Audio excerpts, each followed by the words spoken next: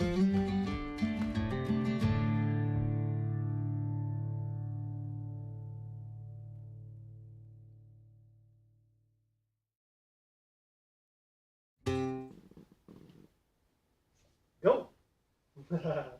We're froze. Just kidding. It's me. I'm Mitch. It's 5 and we're live. It's Thursday night. It's in Southern Oregon. It's beautiful out. The sun is setting. It looks stunning. We're here to make some amazing epoxy countertops. Guys, so I just did a giant 2,400 square foot floor. Kenny from RK3 Designs came out. We mixed up 30 gallons of epoxy at a time. No, time out. 15 gallons of epoxy at a time in 2 separate buckets. We had a big floor mixer. We then poured all that epoxy into 5-gallon buckets, tinted it, poured out big ribbons, and then using a roller, like a 18-inch wide roller, we would glide through those ribbons, rotating that roller around to create some very stunning, this is kind of the look you get. I did this yesterday as a practice piece. You get a very beautiful flowing marble without getting too muddy using that roller. I'm not rolling the epoxy, I'm gliding, sliding, whatever the heck you want to call it, but it does a very simple, realistic finish, and you could do it in under 5 minutes. So I got my epoxy mixed up. I can't yak too much, and we're gonna get pouring out our ribbons. So I did this on a live last week out in Texas, and what I learned is I poured smaller ribbons. They were about that wide. I'm looking for ribbons about that wide because then I'm gonna meld those colors. And as you meld those colors with the rollers, you can get the piece more busy, more action going on, right? You can't take that away. So if I have too tight of lines, it's gonna be busy before I even melded anything. So I'm using more colors than I normally would on this, but I'm going off of, I put a post up in RK3 Insiders and Stone Coat Insiders asking what colors you want me to see, and this was the majority. They want to see greens, bronzes, and a little bit of that gold. So real quick, what we're going with, we've got brown dye from Stone Coat, we've got white dye from Stone Coat, and then in our mica powders, we've got dark bronze, bright green, that's a little bit kind of dark green, so don't let the name fool you. Then we got forest green, we got the gold dust, it's like diamond dust, but it's gold. And then we also got this beautiful colors from Color Passion. We do not sell these, but you could pick them up at rk3designs.com, also at artisttilldeath.com. They both sell Stone Coat epoxies, and they have a variety of colors that we don't offer. This one's Debbie Shimmer. Golly, it is pretty. And then we got some old gold. Show them that Debbie Shimmer. I don't know what it is about these pastes, but there's some stuff in there, some magic juice, that the Color Passion folks got dialed. Same with the Just Resin folks out there in Australia from down under. They're awesome. Look at that old gold. That looks like liquid hot gold. I wanted to say magma, but that wouldn't make it right. All right, I'm gonna get working, guys. But before I get working, we've got some pretty cool announcements to come up. Black Friday is right around the corner. Chris dropped that link. Chris is gonna put a link in the super chat. You're gonna wanna click on that. And if you haven't already signed up for our VIP text and email list, do it right now. You're getting the 12 days of Christmas compacted into about 4 or 5 days of insane epoxy sales. This Black Friday is going to be the best ever. We're going crazy, but for the VIPers, it's even crazier than ever before. So check it out right now. Click on that link, sign up. Those deals start the end of next week. We're going live again. It's gonna be epic, but we got Black Friday, Cyber Monday, Small Business Saturday. We once were a small business. Still support us. We love you. We love teaching you how to save money over your existing surfaces. Enough yapping. Let's get to making. So we're working with rollers today, and my rollers are gonna be 1/8" nap microfibers.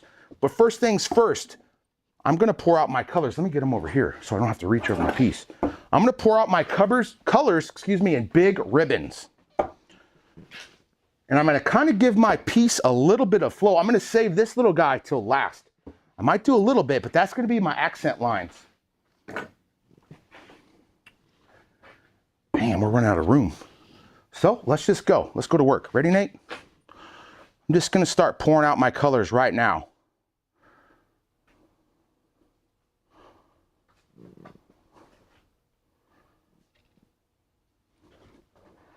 And I hope I have enough product.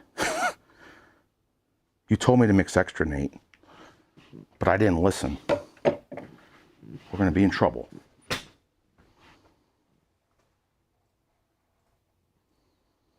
can see I'm kind of going bigger. And when I slow down, you get wider.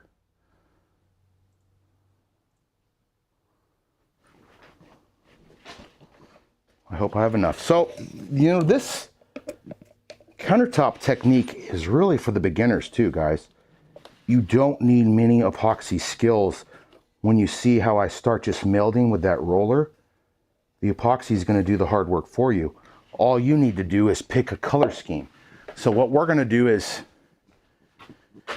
start building some color kits for you. So we do the hard work for you. We're going to pick our colors, and then you don't need to worry about it. You just buy our kit. I'm going to add some of this brown in here.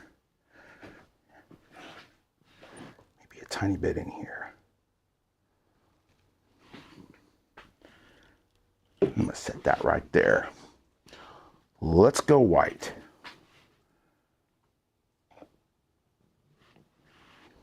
I'm going to switch it up this time. And I like this project where I leave some negative space, meaning some colors that aren't melded. There's some pure white, there's some pure dark bronzes. But when we start to meld all these, golly, does it get pretty. Now this is a crazy green. I don't know about this. I'm afraid to use it a little bit. But that's why I'm here, guys. I am lucky enough to have access to a lot of epoxy. So let me do the color scheme messing for you. And then when you get a color you really love, just order it up, make your countertop, save a lot of money versus going to the big box store for other countertop options. This is getting wild. I don't know about this. I've not tested this color scheme, guys. This was a color scheme that you all recommended. So if it doesn't turn out, I'm going to pull up that post and blame whoever told me to do these colors. That is the beauty of social media, right? Guys, let me know also, while I'm working on this, let me know any project questions, anything that I could help you with. I started out here at Stone Coat in customer service. It is my passion. I love talking to y'all, walking you through a project, and then seeing the pictures you share with me of dominated kitchens, of the bids you received from the Home Depot and nearly had small heart attacks. Ooh, those two greens are going to look good together. I wish I had more white, but I don't.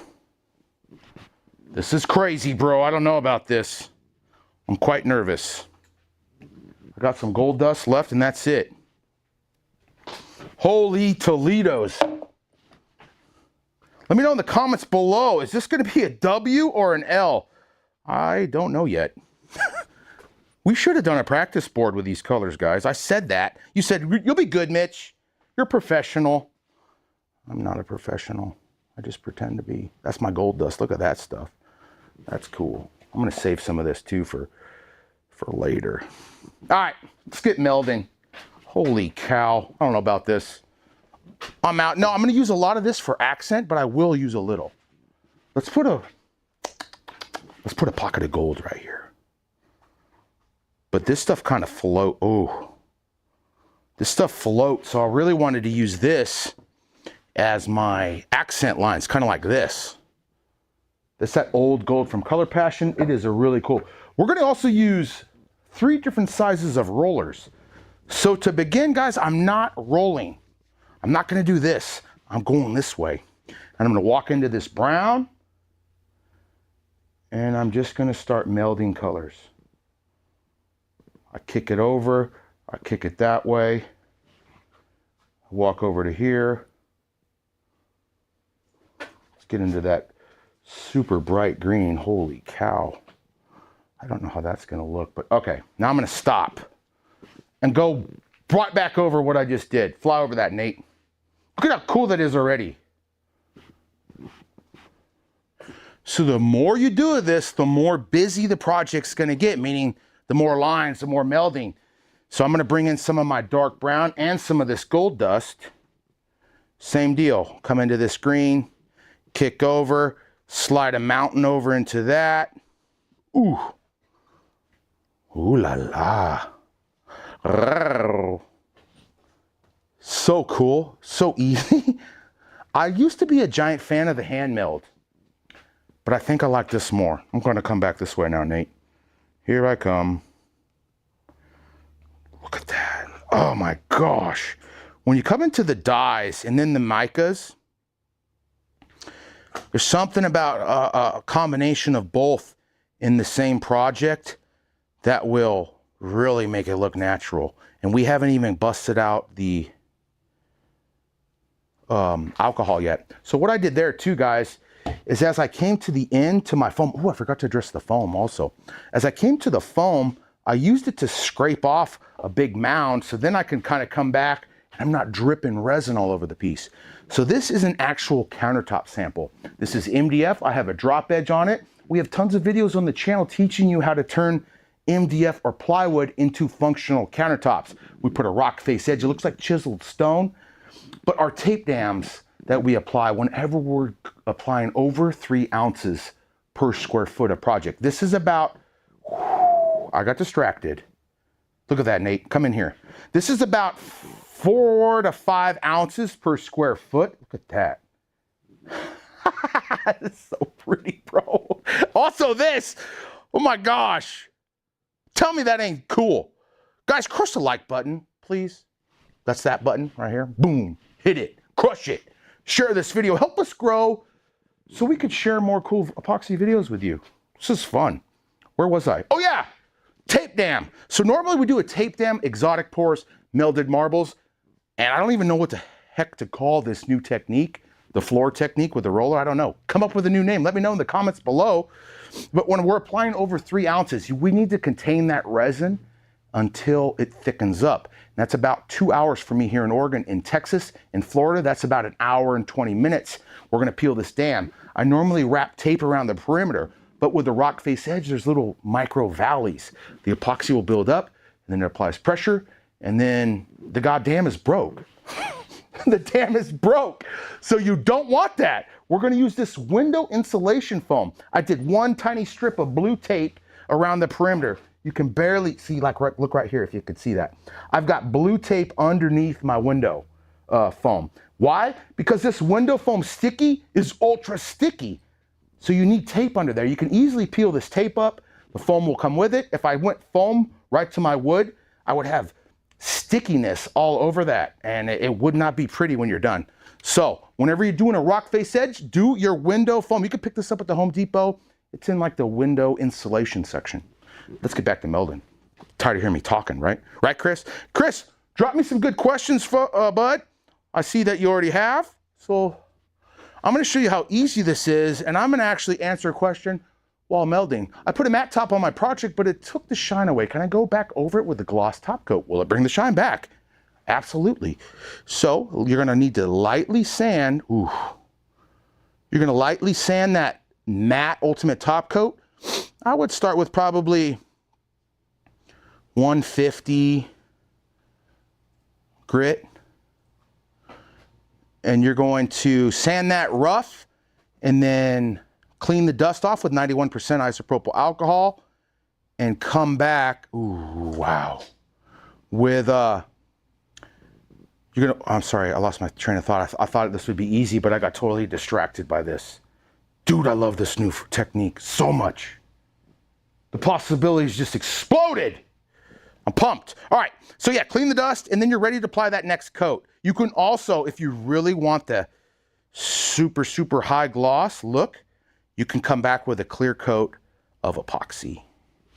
I'm gonna slow down on my melding because you could see it's getting mega busy. It's getting busier every time I go through it.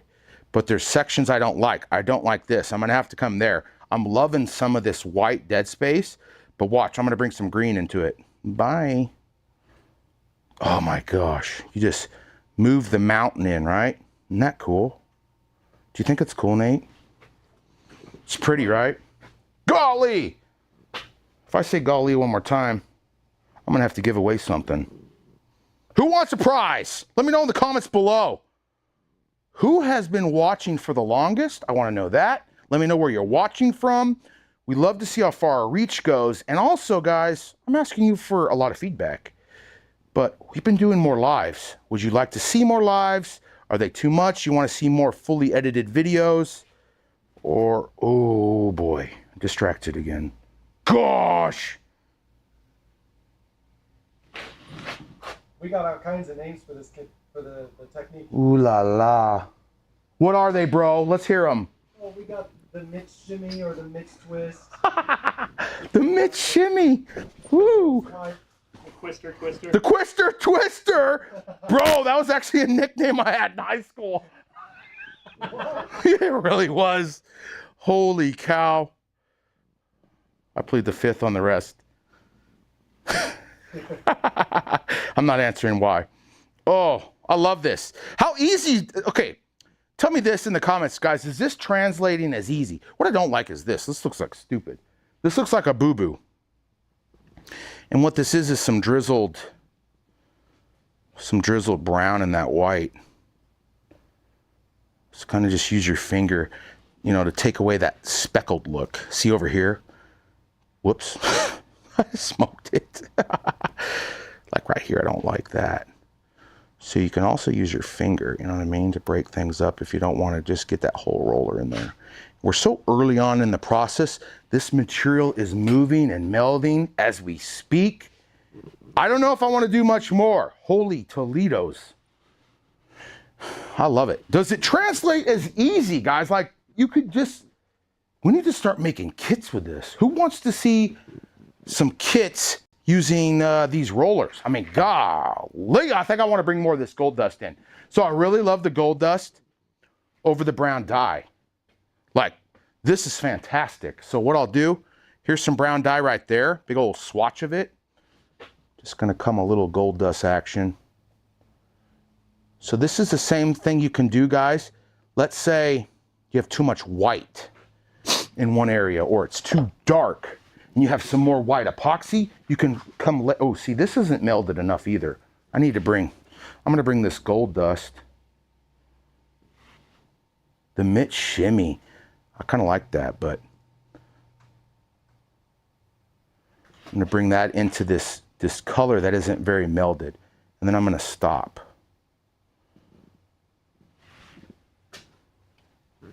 Dang, that's cool, bro.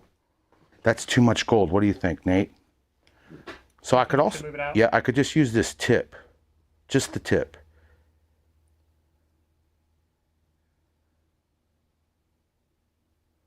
It's really cool. This is a fun, it's like the mountain of resin that moves.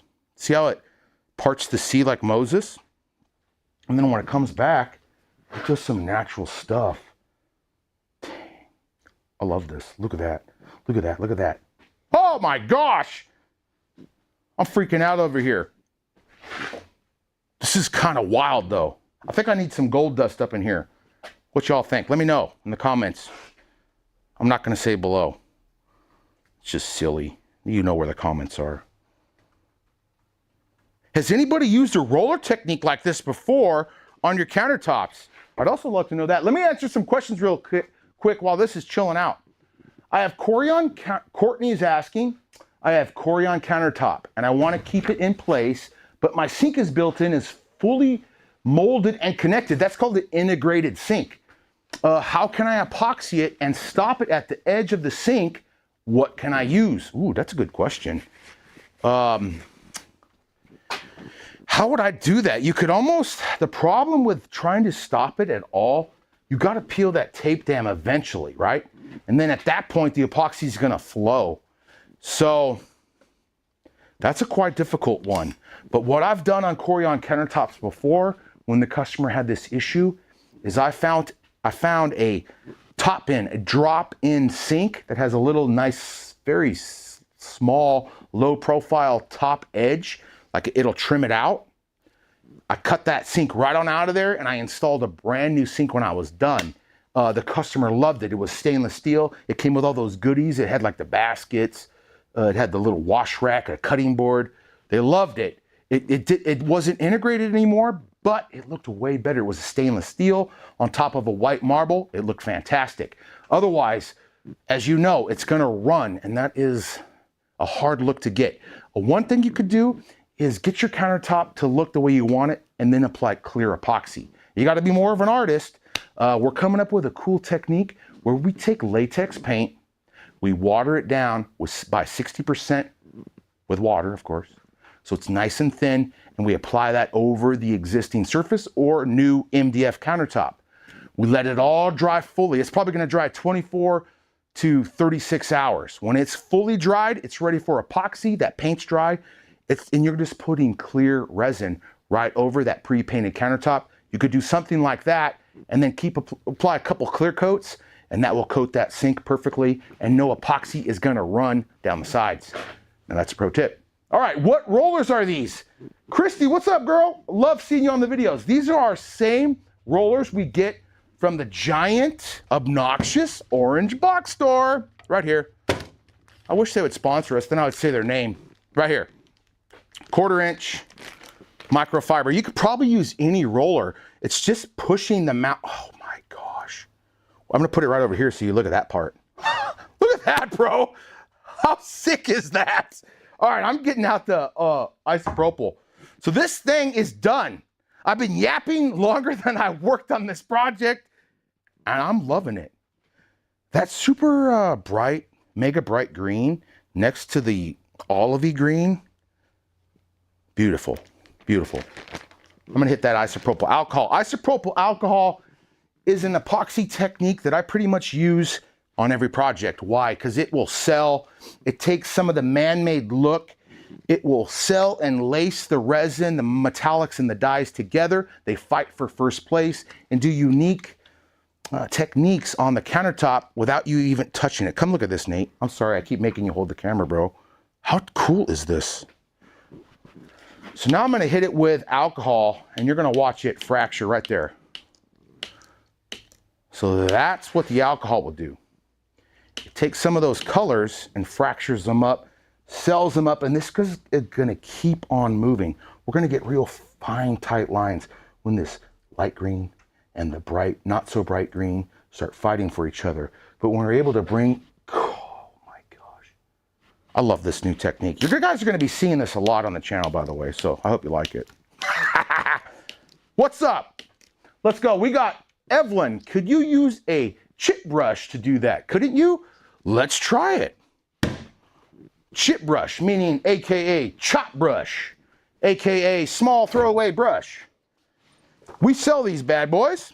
Whenever we're doing like a clear coat of epoxy, we're gonna chop that top. That gets rid of any of those trowel marks. Let's see how this works. I bet it'll work, Evelyn. This is what we do. We test for you right now. But always de-shed your brush. De-shedding is pulling on little loose bristles. You get violent with it. Boom, boom, boom, boom, boom. Not my epoxy today. Now we're good. All right, let's go into this real, holy cow. I don't want to touch that though. Where do I do it, Nate? I'm nervous because I love it. In that busy green area. In this spot, I'll bring some of this very olive green into the bright. Let me get, oh, look at that. When I went violent and crazy, I got a bristle on my top. Let me show you how to get a bristle out. Popsicle stick. Oh, look at that, it's even better. Chopstick.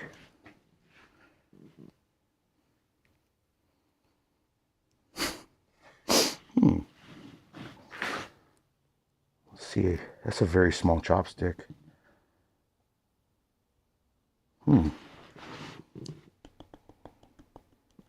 Sushi. Don't eat the epoxy. Take it from me. Ask me how I know. All right, let's go.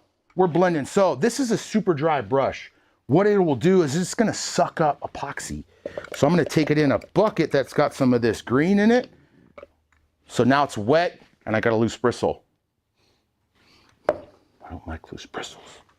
All right, let's go. Let's push it in. Per Evelyn. Yeah, it's working, Evelyn. I'll be gosh danged It's working. So my goal is I'm pushing that mountain, right? That's what does the organic look. Evelyn, you're the GOAT. And by I mean GOAT, that means greatest of all time. I called the gal a GOAT in the Microsoft Teams. That's our company chat. And she got offended. She didn't understand what the GOAT meant. She thought I was being offensive, yet I was really saying how awesome you are. Gosh, good job. That's cool. That's cool. That'll work. I like it. All right, let me ask her a question while Nathan shows you that beautiful green melding. I have a question. Will your epoxy seal treated bridge timber where the offer smell would be, what the, would the smell, it's hard to understand that question. Yeah. What she's asking is, will our epoxy seal a treated bridge timber? That's probably speaking about pressure treated or treated for exterior use. And yes, it will. But treated lumber oftentimes has like pits in it.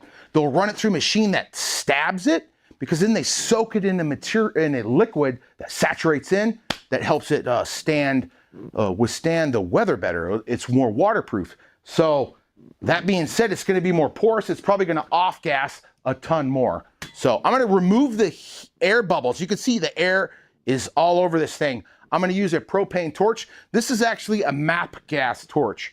It's yellow. That means it's MAP gas. The only difference between MAP gas and propane is MAP gas is hotter. It burns hotter. So I might be a little bit higher than I normally would with a propane, but it's still, the epoxy is not going to catch on fire. I'm going to sweep, oh man, I keep getting distracted by how pretty this is. I'm going to sweep the surface. That's going to eliminate all the air, and this project could be completed as it is. But I'm going to bring some of that old gold. I'm going to start doing some accent fracture lines. And I'm going to start playing with some of that isopropyl alcohol. But first things first, let's get rid of some of that air. And if you haven't heard already, guys, we are back. Stone Coat products are back, available across our northern border, up in Canada, baby. We found an awesome distributor, a reliable father-son outfit. It's a family-run business, how Stone Coat used to be. And you could get pretty much any project, any product we sell up in Canada at, I forgot the name. That's going to be New Classic Resin. Chris, drop that link for all you Canadians. You're a boot to freak out. Click on that link and you could get Stone Coat across the border. Very fast shipping. They ship across their beautiful nation. God bless Canada. Oh yeah. I've been waiting to do that all day. All right, let me get torching again. Chris, did people want to see more lives or they think I'm an idiot? All right, you guys having fun? I kind of go a little bit crazy on these things. I got to be more corporate on those normal videos, but I'm like, God, this is my QVC style. Billy Mays, let's have some fun. Let's push the limits and teach some folks some epoxy techniques. I love this part of my job.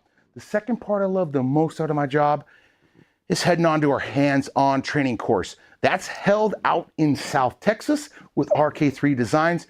Rhonda and Kenny are a husband and wife team. They teach you nearly everything about epoxy that we try to teach, but they're holding your hand along the way. It's a family environment. You become one with the family. You take a class out with RK3 Designs, you have forever 15% off all Stone Coat countertop products. That's amazing. That's epic. I'm going to torch the product again right now because I'm so happy about that. So check them out at rk3designs.com. Nate, come give them a fly over this, bro. I'm about to hit it with some alcohol. And let me see if they see these lines. Can you see these lines on camera that show up from the torch? Whenever you have a real heavy mica spot and you go slow with the torch, watch. Did you see that move? Yep. So that's gonna move and then it's gonna settle and you'll get stripes. So pay attention to that.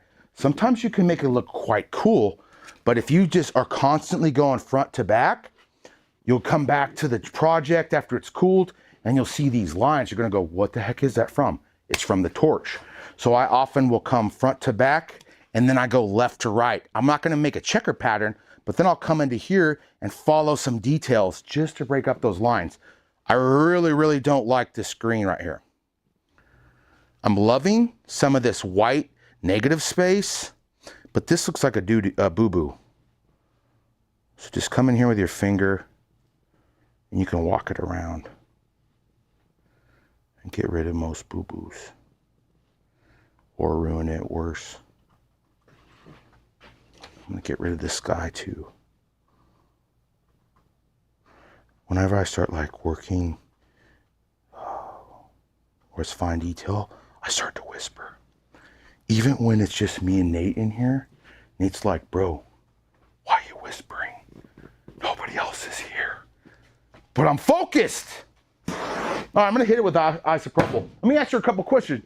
Archie Chambers, I wonder if you're related to Alan Chambers. He's an amazing epoxy insider, does great work. Hopefully you're related, because Alan Chambers is a great guy in my book. Archie, let's see.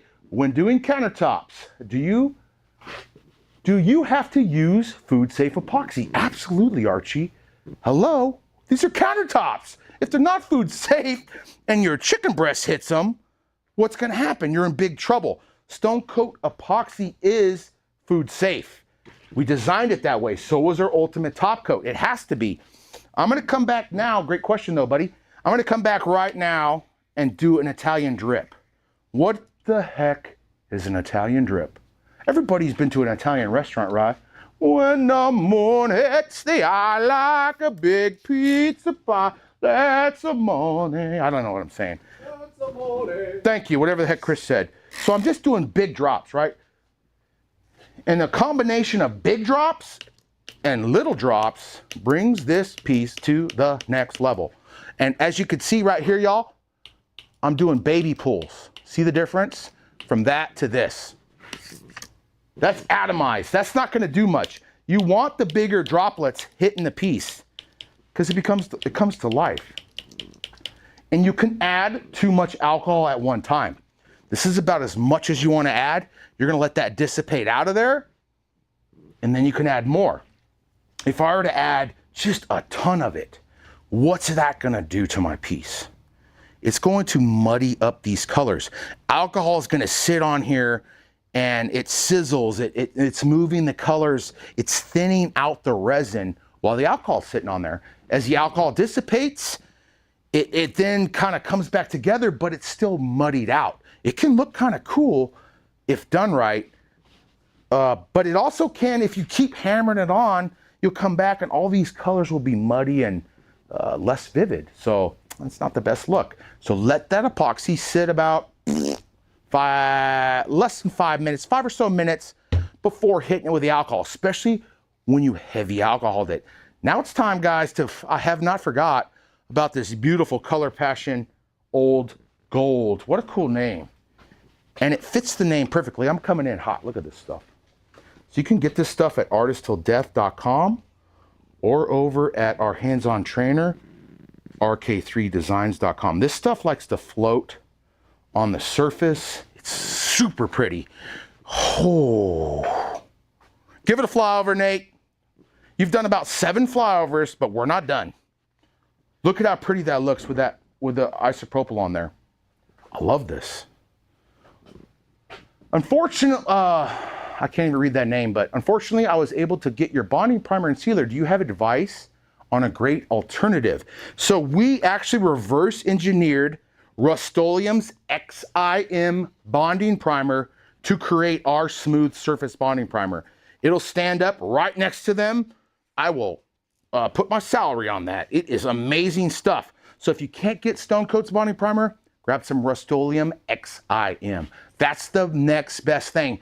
Do not use Kills. Kills has an insane amount of ammonia in it. If that's all you have to use, Kills 2, let it dry like 2 to 3 days. Get that ammonia out of there before you come back on top of that. If you cover paint that's filled with ammonia too soon, what happens? Your epoxy will prematurely amber. Nobody wants that. All right, Crypto Retriever. Shoot some crypto my way. If I do my shower walls and want to install a glass sliding door afterwards, which will go over the epoxy boards. Oh, sorry, Canadian.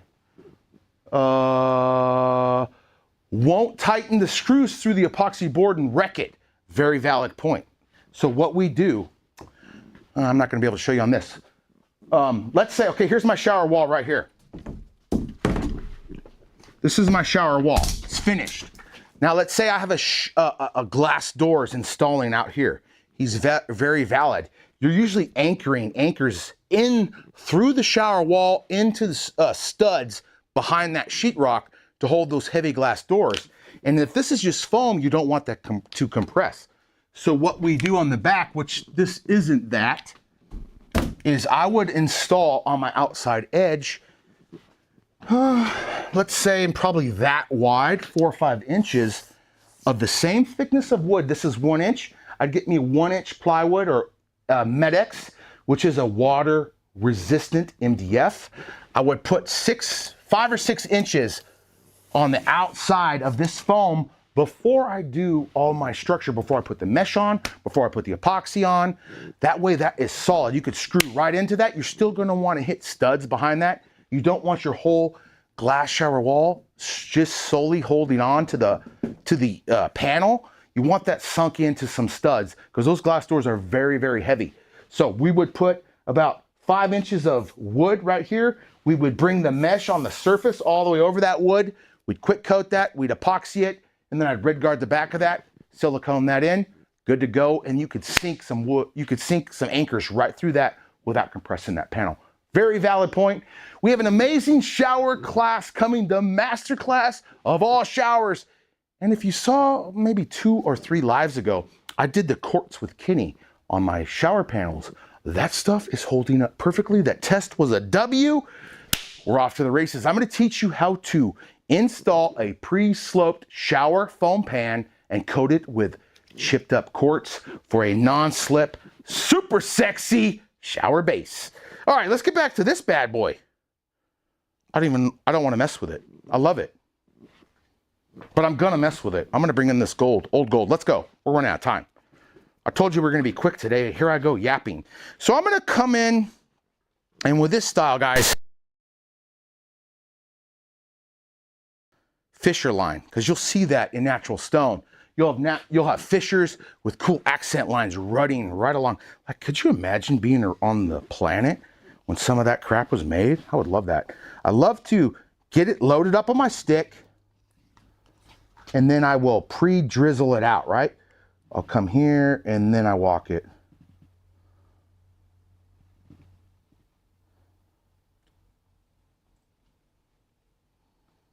And then I walk it until it pretty much stops drizzling, which can sometimes take a minute. Oh, there it went.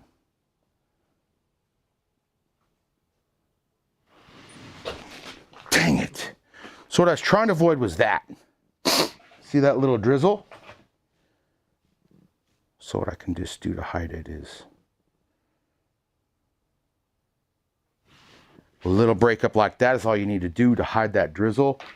And so right here, my gold doesn't hit. I also don't like that. So I'll come back and just touch it. Yeah, now they're one. Ooh, that is pretty. This old gold is kind of like aluminum, where it will float on the surface. What you think? And I'm gonna come follow this blue. You like that? You approve, bro? Absolutely. All right. I concur. I like having approval. I get nervous. That's a lot.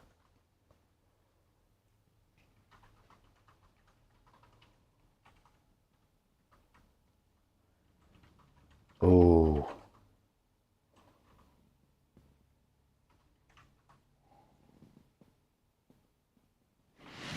Oh, I caught it. You see that, bro? You missed it. I caught my drizzle.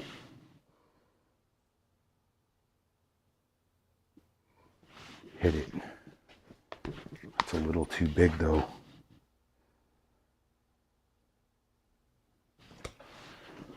I'm digging those gold. Guys, let me know in the comments, should I keep doing these gold veins? Oh, I think I should. They look pretty sweet. All right, I'm coming back. I'm gonna follow this brown line this time. So the pro tip on this, folks, load up your stick and then let it get a nice drizzle off, nice consistent, and then walk it.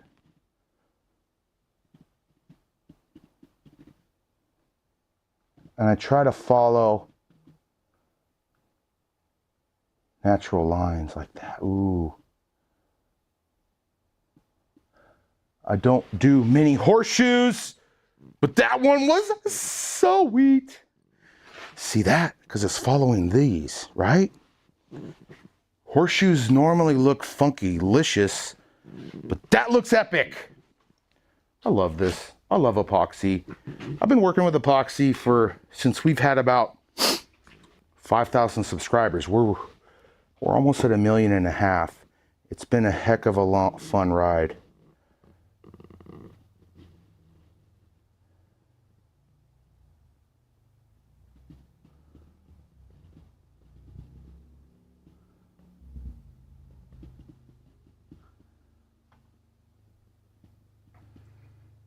When I get really quiet, I'm focused.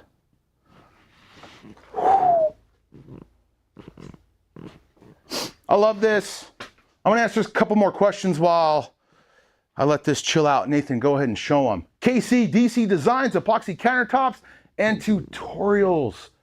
That dude is awesome. Keith McGinnis. He teaches you a lot of the same stuff we do, but in his own unique way over at KCDC Designs. Check him out on YouTube.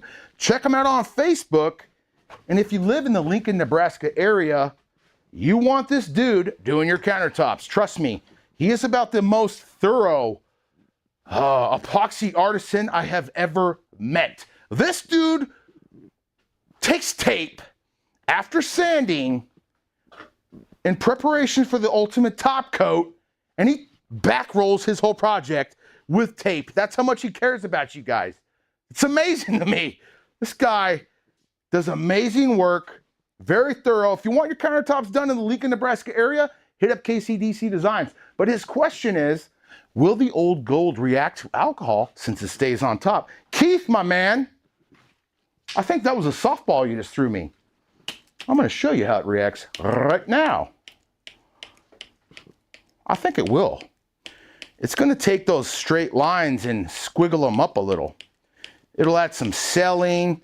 If you got some squigglies that look more man-made, it can wake them up. It can bring that brown in there. Golly, dude. I'm not the biggest fan, to tell you the truth, of the super bright green. I'm going to go ahead and say it. So how can I fix this? I'll tell you how. I'm going to come over here. I'm going to grab some of this brown without hitting that gold. I'm going to give it a swirl. And I'm going to pick it up. I'm going to walk this brown right here. Gosh. It's like I know what I'm doing.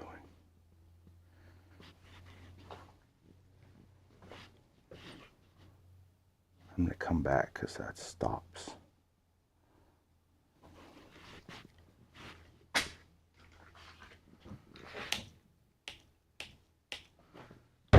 Just add some color.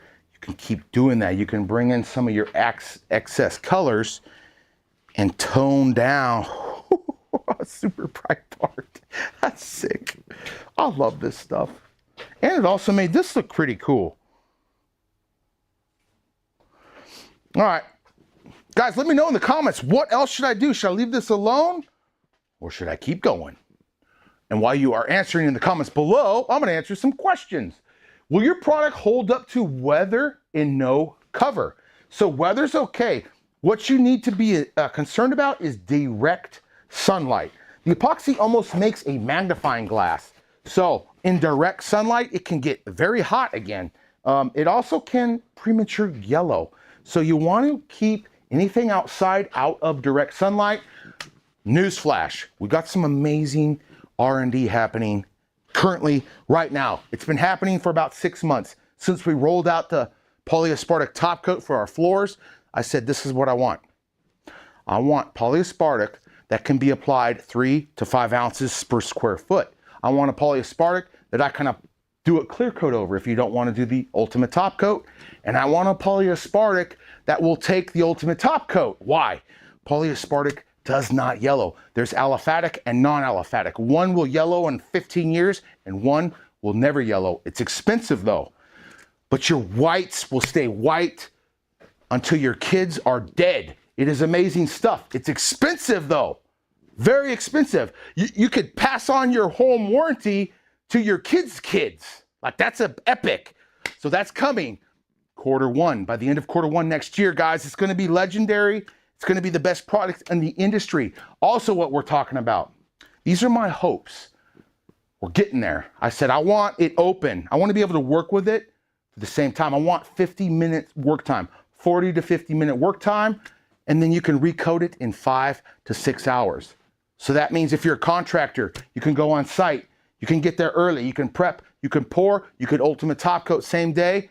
Adios, you're getting your paperwork signed, you're on to the next one. Crush that like button if that's something you're interested in. I'm gonna torch this one more time and I'm gonna leave this be. I love this. So I've been torching front to back and I talked about those lines. So this go around, I'm gonna go left to right. And I do this on most all my projects. I'm going front to back, I'll let it cool, and then I'll go left to right, and then I kind of come in angles, and then I'll follow some of those designs just to keep those lines from happening. If you have a heavy metallic piece, they will happen.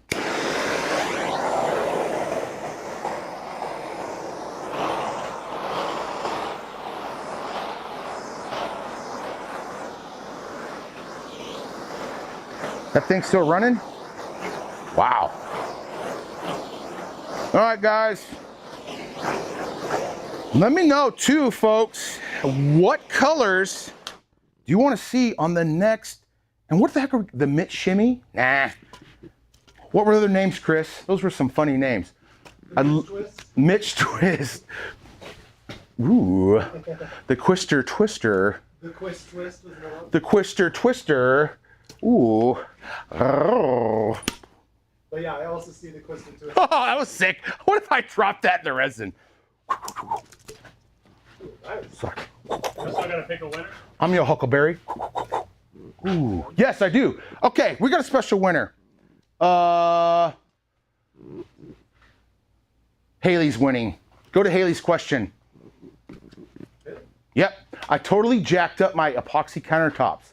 Can I sand it and re-epoxy with a new color combination? Absolutely, Haley. And guess what? Send me right now, email me, Mitch@stonecoatcountertops.com, your shipping address. Why? Because I'm going to send you 2 gallons of Stone Coat Epoxy. I'm going to send you undercoat, and I'm going to send you every color that I used today. You don't have to do this, but I would. No, that was pretty good. Sorry. I'm going to send you all these colors. I'm going to send you some resin, some undercoat, some top coat, and all you would need to do for your countertop if you hate it. If you're going to stay with the same color vibe, just sand it with 220, clean all that dust, full send your next color scheme. If you're going from light to dark or dark to light, sand it and then apply your epoxy undercoat to start fresh. That epoxy undercoat was designed to bond to nearly everything. It's this close to a bonding primer. It is some good stuff with 0 ammonia, meaning you don't have to wait 24 hours before putting epoxy on it. So shoot me an email. I want to help you out. I'm sorry that didn't turn out for you. Let me know what colors you want to do. How about I do you live for you next week? Especially for you. I got your back. Email me. All right. Is there a resin? Vivian asks, is there a resin that will hold up on the outside of a camper shell? Not yet. Not an epoxy resin. Epoxy does not like exterior applications in direct sunlight. Go up to the top there, Chris. Okay. I'd love to see how you did that caramel coating in the back of you. This one? So all these pieces behind me are on the channel. They're very new. All these have an epoxy kit tied to them. So what I did is, this one's probably the natural earth tones epoxy kit. This guy right here. And this guy right here. Natural earth tones epoxy kit. This is I forget. This is our blue fractured kit. But I showed that 2 different ways. So this was a hand milled, and this was an exotic pour. Now you got the more, whatever the heck we're gonna call this. But this is my new favorite look. I love it how it stays melded yet separated. It is very natural looking. When you do your hands, you can over meld. I'm guilty of it. So when you use those rollers, it keeps you from over melding. I mean, we could circle back and watch this video, but it's probably 5 or 6 passes with the roller, right? Not that many. And then we've just been yapping and spraying. And it looks fantastic. I love it. I'm gonna add a couple more gold. This is my first video, Mitch. What is the #1 piece of advice to ensure a good pour? Wow, great question, Lisa. The #1 important aspect to know is you gotta mix right. If you don't mix right or get that ratio right, you're in trouble. It's never gonna dry. So it's pretty simple. We've dumbed it down. It's a 1-to-1 ratio.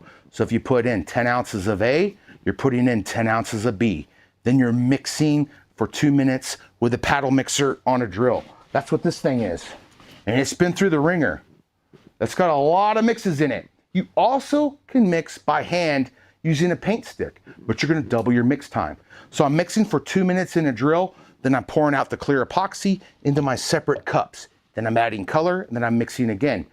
Once you have a good mix, you're off to the races. The epoxy does the hard work for you. Just follow along with us on these simple to follow tutorial videos that I absolutely love doing, and you will be off to the races. You're gonna be installing beautiful epoxy countertops. We're gonna save you way more than going to the giant orange box store for professional options. You're gonna get hosed. Trust me, I was that installer. Why do you think we started this company? It's crazy, man. These people are spending tens of thousands on rock countertops, and they haven't been on a vacation in a decade. Hello, I'm going to Europe over having a rock in my countertop, bro. Hello, let's go. Especially when they can look this beautiful. So I'd follow this. If this is going in a customer's home, I pour it, I'm out of there. I let it cure overnight. I come back tomorrow, I do a clear coat. That's gonna give you depth, that's gonna give you durability on our edges. I let that set up, and then I come back with the ultimate top coat. That's our total countertop system, which takes the matte, it takes the sheen down to a more natural look. It's more matte. We also have a glossy version, but the durability goes from here to here. It's a very, very long-lasting countertop option. I fell into the counter, and my elbow made a big dent just as it was drying. What can I do to fix this? Oh dear. So if you came in and you did that and your epoxy is still soft but not sticky, I would get a heat source and I would warm it up subtly. So if your dent was right here, I would be heating it like here. Because you don't want to torch your project after it's cured for multiple hours. It can create dimpling. So, but a big heavy dent, you can slowly warm that. It'll warm and it will self-level. If that dent is cured in there, you're probably going to need to follow it up with a clear coat of epoxy. That will help hide that dent. I would feather out any real steep, like make it more smooth before you do that clear coat. You should be good to go. What kind of sealer caulking should I use on a countertop with an edge board? An edge board. That might be talking about backsplash. I'm not sure what an edge board is. But if I'm going to install backsplash onto a counter, I'm going to use 100% silicone to glue the backsplash to the wall. I'm going to use 100% silicone where the backsplash meets the countertop. And then I'm going to use paint grade latex caulking where the backsplash meets the wall. I've said that before. All right. Shiva, how would I fix a dent made? It's probably the same thing. It's probably that same gal, huh? How would I fix a dent made in almost dry countertop? It dried with that dent. You're gonna do a clear coat of epoxy over that dent. Sand out, feather any sharp, make it less sharp. Clear coat, it'll hide it. All right, let's do another gold before I answer another question. This is epic. I've had a lot of fun today. How long have we been going, Chris? Let me see. I'm gonna bring some gold in here. Maybe that'll, God, isn't that cool? I didn't like how green that was, and that brown really helped. We're coming up on an hour. Oh my gosh, I got to get out of here.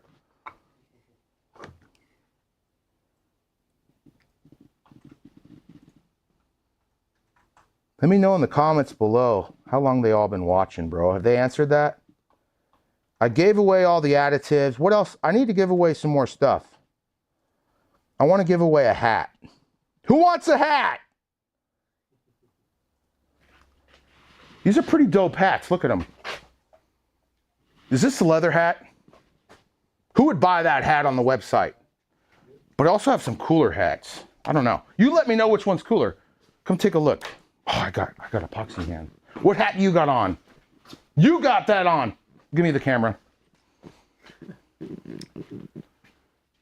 What hat's better? Nate's hat? Watch this, Nate. Watch this. 3. Or my hat. Back to Nate. Oh my gosh, we twisted up. We twisted up our wire. It's all good. All right, let me know in the comments. I want to get these for sale, but I need enough crushes of the like button to justify when I could say, yo, corporate Polytech, I showed the hats, and everyone said, I want one. I want one. I'm going to give away one right now. But who do I give it away to, Chris? Let's go back here. We got a lot of yeses for a hat. Tight. Let's go. I got the gloves off now.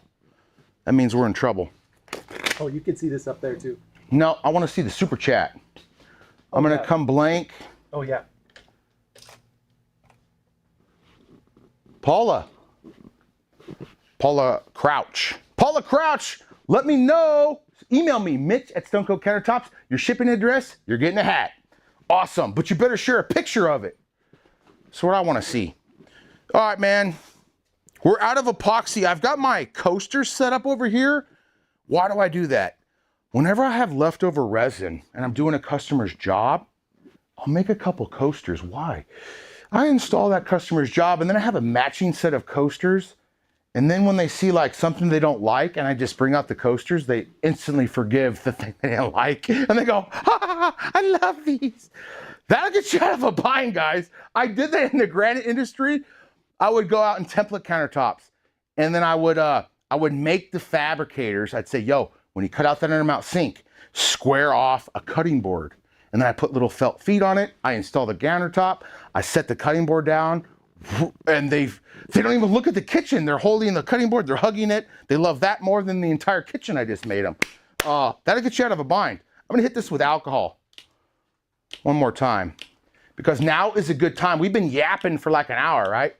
This is perfect time to hit it with the alcohol. Because it's going to sell it. It's going to fracture it. But the epoxy is thicker. So that selling and fracturing will not soften out as much as it did earlier. Because we've hit this a couple times and you can see like right here, some of that's died down. But when I come back with more, it comes back to life. Especially on that.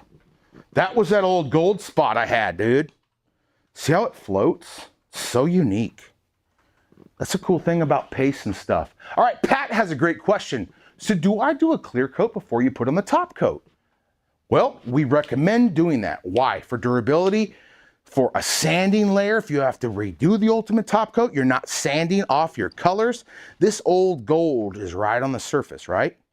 If I were to come and thoroughly sand the heck out of this without putting a clear coat on top, I risk possibly sanding away the most finest section of that I love gold. So I don't want to do that. That would totally pop out on you. So put a clear coat on there. It's also going to add a layer of epoxy to my front edge. Any vertical edge is going to be the thinnest part of the entire project, and that's where you want a little extra material. So that's why I do a clear coat. The ultimate top coat, however, is 100% food safe. So if you wish, you can omit the clear coat of epoxy and go right to the ultimate top coat. All right, how do you apply a map onto epoxy countertop before you seal it? So I would do my countertop like this, let it dry, and then do a very, very thin coat, probably 1 ounce per square foot, super small. I get my map on there. I would take probably a Bondo spreader or a magic trowel, which are these two tools here. I would take a Bondo spreader like this, or a magic trowel like this, and really smooth out that map. Get any air bubbles out, saturate that map so it has a little bit of epoxy on it as well, and then let that dry. Once that's dried, I'd come back with a nice thick 3 ounce per square foot coating, and now that map won't float, it won't curl. It's gonna be glued to your project and then be saturated by a nice layer of epoxy. You won't even see that line where the difference is in thickness. I've done it all, guys. I bet some fracture line, I'm not doing it. I'm not doing it. I would screw it up. I'm gonna fire up some questions and then we're getting the heck out of here. It's late on a Thursday night. Guys, we're gonna start late tomorrow. You guys down? Coming in at 9? I'm down. How do you apply, okay, I already asked that one. Kiva, can I use an epoxy Rust-Oleum appliance paint as an undercoat? I would not do that. I don't know what's in that epoxy appliance paint. If it's heavy ammonia, if you do use it, give it a minimum of 24 hours to dry before covering it with epoxy. If you don't use Stone Coat's white or black undercoat as a base paint, you're gonna want any base paint to dry a minimum of 24 hours. With using Stone Coat's epoxy undercoat, you only need to let it dry 4 hours. That's 20 hours less. That's amazing. All right. I already asked that one. All right, Kimberly, we're almost done here, guys. So excited to get started in my kitchen. Question, how do I use your product on a veneered plywood? Do I need to rip off the plywood or just go 60 to 80 grit for mechanical bond? Veneered plywood, I don't know if she's talking about straight laminate or not, because a veneer is, you know, a layer over, and plywood is veneers. It's a bunch of stacks of veneers. So normal plywood that you can pick up at the Home Depot, sanded or not, you do not need a bonding primer. You don't even need to sand it. If you have knots and valleys, you're gonna wanna pre-fill those with Bondo and then paint it and then epoxy.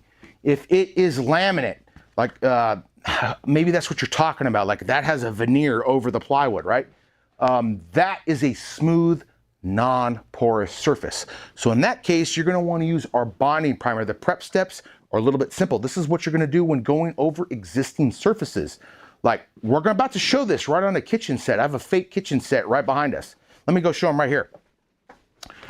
So right over here is laminate, guys. This is a slick, smooth surface. Epoxy will not want to bond to this very well. So there's a few prep steps that we need to take care of before applying the epoxy. So number one, epoxy likes to run. So what I do is, as an installer, it always looks best removing the backsplash. How would I do that? I'd grab a Sawzall, I'd hold it at an angle, and I'd cut this line off. And then I'd peel this backsplash off, and I'd be left with about a 3/8 inch gap. That gap I'm gonna fill with either spray foam or all-purpose Bondo with a Bondo spreader.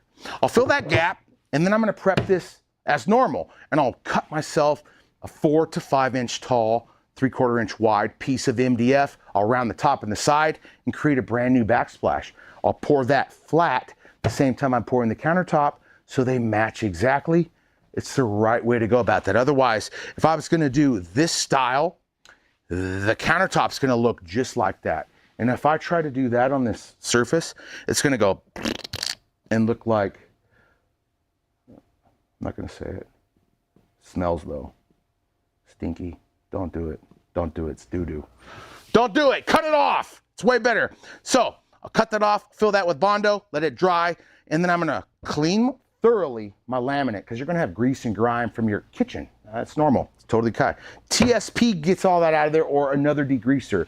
When that's dry, I'm gonna take 60 to 80 grit sandpaper, and I'm gonna sand with a random orbital sander the whole laminate surface. I'm already rounded over, so this epoxy is gonna float very nice. When I'm done sanding, I'm gonna clean off that dust with isopropyl alcohol. When that's out of there, I then come with Stone Coat's Body Primer and Sealer, designed for smooth, slick surfaces. So this is our foundation layer, guys. This is what gets everything to bite very well. If you don't start with a good foundation, you're in trouble. Have you ever thought about building a house out on the beach? What would happen to the foundation when the waves came in? RIP house, it's gone. So you gotta start with a good foundation. And our bonding primer, which replicates and eliminates the use of XIM from Rust-Oleum. This is as good as that stuff. It's amazing stuff for furniture or countertops. Bonding primer, 2 thin coats. This will not color your countertop. It is translucent. A bonding primer that is solid in color is not a bonding primer, it's a paint. This stuff is chemically bonding to the laminate. That dries, then we follow that with 2 thin coats of our epoxy undercoat. That colors your countertop. Once that's dry, we're ready for epoxy. So next week, I'm pouring that countertop. It's gonna be a fun job.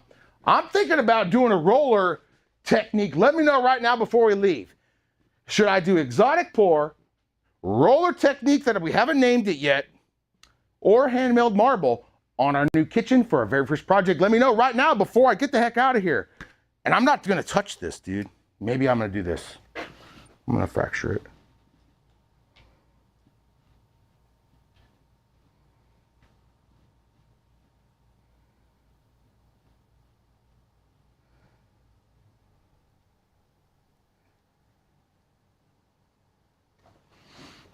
So this is just gonna create some fracture lines. And this is a great time to do this too, because the epoxy's thicker. And I just rotate through.